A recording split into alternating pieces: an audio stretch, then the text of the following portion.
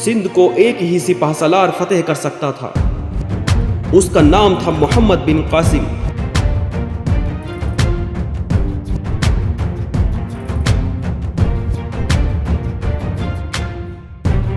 میدان جنگ میں اللہ اکبر کے صدائیں گونجنے لگی۔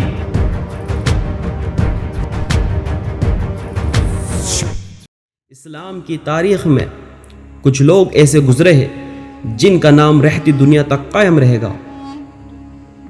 محمد بن قاسم اس میں سے ایک ہے۔ 7 سال کا نوجوان وہ کر گزرتا ہے جو بڑے بڑے حکمران سوچ بھی نہیں سکتے۔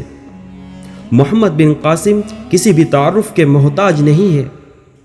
کون سوچ سکتا تھا، کون کہہ سکتا تھا کہ یہ نوجوان حکمرانی کا ایسا حق ادا کرے گا جو بڑے بڑے حکمران نہ کر سکے۔ کون تھا محمد بن قاسم جس نے 17 سال کی عمر میں گجرات سے لے کر کشمیر تک اپنے نام کا ڈنکا بجوایا اور اسلام کا پرچم لہرا دیا۔ محمد بن قاسم عرب کے طائف شہر میں پیدا ہوئے اور وہیں پلے بڑے ہوئے۔ محمد بن قاسم بچپن سے ہی باپ کے سائے سے محروم تھے۔ اس کے بعد آپ کی تعلیم اور تربیت کی ذمہ داری آپ کی والدہ پر آ پڑی۔ بنو امیہ کے ایک مشہور گورنر حجاج بن یوسف آپ کے چچا تھے۔ انہوں نے محمد بن قاسم کی جنگی مہارت اور جنگی علوم پر بہت زیادہ توجہ دی۔ بہت جلد ہی محمد بن قاسم اپنی بہادری اور حسن سلوک کی وجہ سے فارس کا گورنر بن گیا تھا۔ تو دوستو آئیے اس وجہ کو جان لیتے ہیں جن وجہ سے محمد بن قاسم کو سندھ پر حملہ کرنا پڑا تھا۔ 8ویں صدی کے درمیان کا وقت تاریخ کے اس دور میں شامل ہے جب امیاد سلطنت ایک سپر پاور کا درجہ پراپت کر چکی تھی، جس کی سرحدیں افریقہ سے لے کر بلوچستان کے علاقے مکران تک پھیلی ہوئی تھی۔ مکران ہی وہ علاقہ تھا جہاں سے سندھ کی سرحدیں شروع ہو جاتی تھی۔ اس وقت سندھ پر راجہ داہر کی حکومت تھی۔ راجہ داہر پر پہلے بھی عربوں کی فوج کے دوارا حملہ ہو چکے تھے۔ فتح نامہ سنگھ اور چچ نامہ کے مطابق سندھ ہمیشہ مسلمانوں کے دشمن ایرانیوں کا ساتھ دیتا تھا۔ جب مسلمانوں اور ایرانیوں کے بیچ آخری فیصلہ کن جنگ ہوئی تو سندھ کے راجہ نے ایرانیوں کا ساتھ دینے کے لیے نہ کیول اپنی فوج بھیجی بلکہ اپنے جنگلی ہاتھی بھی اس جنگ میں مسلمانوں کے خلاف اتارے۔ دوسرا یہ ہے کہ جب ایران کی سلطنت کو شکست دے کر سلطنت اسلامیہ قابض ہوئی تو سندھ کے راجہ نے سندھ سے لگے ایرانی صوبوں کو اپنی سرحدوں سے ملانا شروع کر دیا تھا۔ اسی کو روکنے کے لیے عربوں نے سندھ کی سرزمین پر چھوٹے چھوٹے حملے کیے تھے، لیکن یہ حملے کیول سرحدوں تک ہی محفوظ رہے۔ لیکن جب راجہ داہر سندھ کی گدی پر بیٹھا تو اس نے کچھ ایسے کام کر دیے جن سے نہ کیول اسلامی خلیفہ ناراض ہوئے بلکہ سندھ پر بڑا حملہ کرنے کے لیے مجبور ہو گئے۔ فتح نامہ سنگھ اور چچ نامہ کے مطابق راجہ داہر نے امیاد سلطنت کے ایک دشمن عرب جنگجو سردار محمد الافی اور اس کے 500 ساتھیوں کو پناہ دے دی۔ ہمسایہ ریاست کو چیلنج کرنے والا تھا۔ دوسرا یہ ہے کہ سندھ کی بندرگاہ پر شری لنکا سے 8 بحری جہازوں کو راجہ داہر کے سینکوں نے لوٹ لیا تھا۔ ان جہازوں میں سری لنکا کے راجہ نے اسلام کے خلیفہ عراق کے گورنر حجاج بن یوسف کے لیے تحفے بھیجے تھے۔ ساتھ ہی ان جہازوں میں مسلمان عورتیں اور بچے بھی تھے اور راجہ داہر کے سینکوں نے ان جہاز میں پوری طریقے سے لوٹ مار مچا دی اور سارا سامان لوٹ کر مسلمان بچوں اور عورتوں کو ڈبل کی بندرگاہ کی جیل میں قید کر لیا گیا۔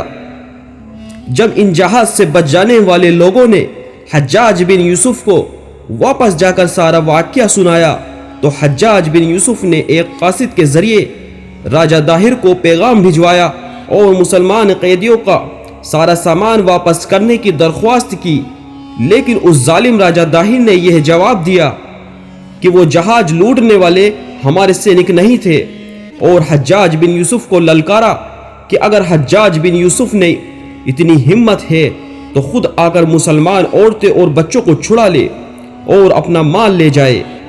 راجہ داہر کا یہ جواب اسلامیہ حکومت کے لیے ایک کھلا چیلنج تھا، جسے کوئی بھی خوددار حکومت یہ گوارا نہیں کر سکتی تھی کہ اس کو برداشت کیا جائے۔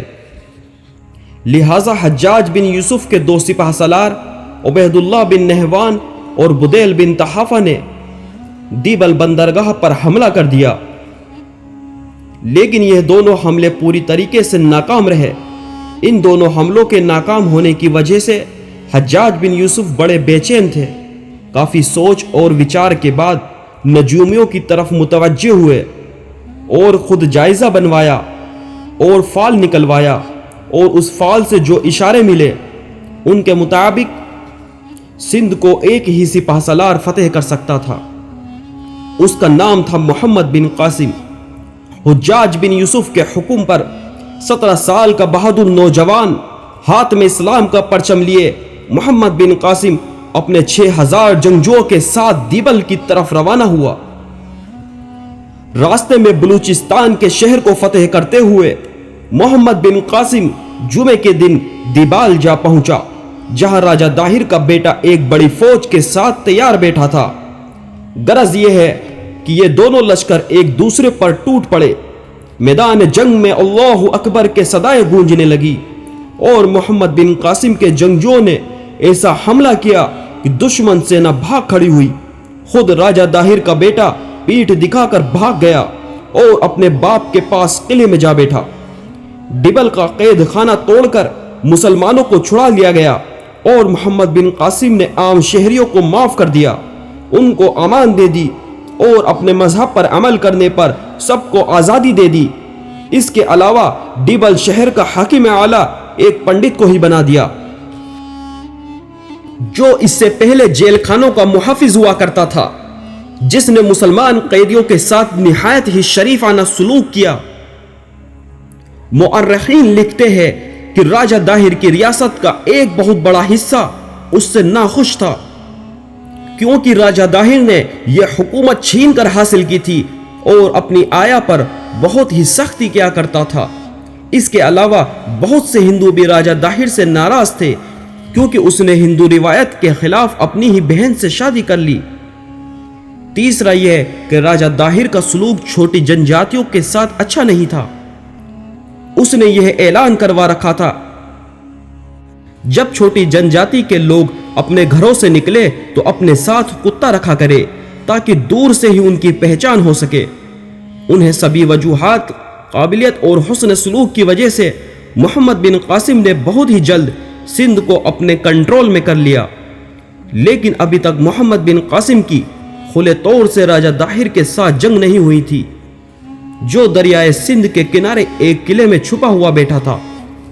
لہٰذا محمد بن قاسم نے اسی پنڈت کو، جسے ڈبل کا محافظ بنایا گیا تھا، راجہ داہر کے پاس اپنا پیغام لے کر بھیجا کہ یا تو راجہ داہر اپنی ہار مان لے یا پھر جنگ کے لیے تیار ہو جائے۔ اس پر راجہ داہر نے جنگی راستہ اختیار کیا اور باقاعدہ اسلامی اور سندھی لشکر میں جنگ چھڑ گئی۔ راجہ داہر اور اس کے سپاہیوں کا مقصد یہ تھا کہ وہ کسی بھی صورت میں اسلامی لشکر کو دریائے سندھ پار نہ کرنے دے، لیکن محمد بن قاسم کی قابلیت سے ایک ایسا پل بنایا جس سے اسلامی لشکر بہت ہی تیزی کے ساتھ دریائے سندھ پار کر کے اس پار پہنچ گیا۔ دریائے سندھ پار کرتے ہی راجہ داہر کے بیٹے نے حملہ کر دیا، لیکن اسلامی لشکر کے پلٹ کر وار کرنے سے اتنے زیادہ خوف زدہ ہوئے کہ وہاں سے بھاگ کھڑے ہوئے۔ فتح نامہ سندھ کے مطابق رمضان کی 10 تاریخ کو راجہ داہر نے 30,000 پیدل سپاہی، 10,000 نیزہ سپاہی اور جنگی ہاتھیوں کے ساتھ میدان جنگ میں آ کودا، اور دوسری طرف 15,000 جنگجو۔ محمد بن قاسم کا لشکر تیار کھڑا تھا۔ پہلے حملے میں راجہ داہر نے اتنا غضبناک حملہ کیا کہ عرب لشکر میں گھمسان مچ گیا اور لوگ اپنی اپنی جان بچانے کے لیے ادھر ادھر بھاگنے لگے۔ اب 17 سال کے محمد بن قاسم نے یہ منظر دیکھا تو بلند آواز میں کہا کہ مجھے دیکھو۔ میں تمہارا امیر محمد بن قاسم یہاں موجود ہوں، یہاں کھڑا ہوں، تم کدھر بھاگتے ہو؟ اپنی ڈھالیں سنبھالو اور صبر کرو، کیونکہ کافر شکست کھا چکے ہیں، فتح ہماری ہوگی۔ محمد بن قاسم کی للکار سن کر اسلامی لشکر راجہ داہر کے لشکر پر ٹوٹ پڑا اور دشمنوں کی صفوں کو چیرتے ہوئے راجہ داہر تک جا پہنچے اور راجہ داہر پر ایسا وار کیا جس کے ساتھ ہی عربوں نے ہندوستان میں پہلی فتح لکھ دی۔ 20 جون 712 عیسوی کو اس جنگ میں مسلمانوں کی فتح ہوئی اور فتح کے دوسرے دن ہی محمد بن قاسم نے جنتا دربار لگا دیا اور اپنا فرمان سنایا کہ سبھی دھرموں کے لوگوں کو اپنے مذہب پر عمل کرنے کی پوری طریقے سے آزادی ہوگی۔ ہندوؤں کو ایک معمولی ٹیکس ادا کرنا ہوگا اور مسلمان کو زکوٰۃ کے نام پر ٹیکس ادا کرنا ہوگا۔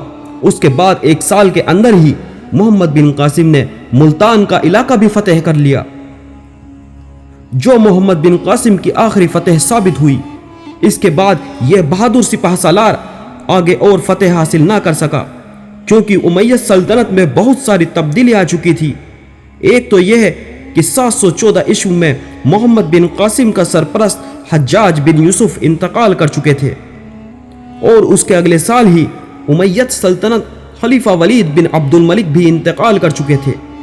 ولید بن عبد الملک کے انتقال کے بعد اگلا خلیفہ سلیمان بن عبد الملک بنا، جو ولید اور اس کے ہمدرد لوگوں سے نفرت کرتا تھا، جس میں حجاج بن یوسف بھی شامل تھا۔ لیکن حجاج بن یوسف پہلے ہی وفات پا چکے تھے، اس لیے سلیمان بن عبد الملک نے اس کے رشتہ داروں اور پریواروں کے ساتھ اپنی دشمنی نکالی۔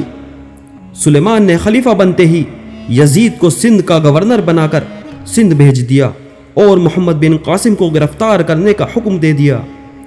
محمد بن قاسم کو خلیفہ سلیمان کے حکم پر جیل میں بند کر دیا گیا، جہاں پر اس 20 سالہ عمر کے بہادر نیک نیت نوجوان کو مختلف تکلیفیں دے کر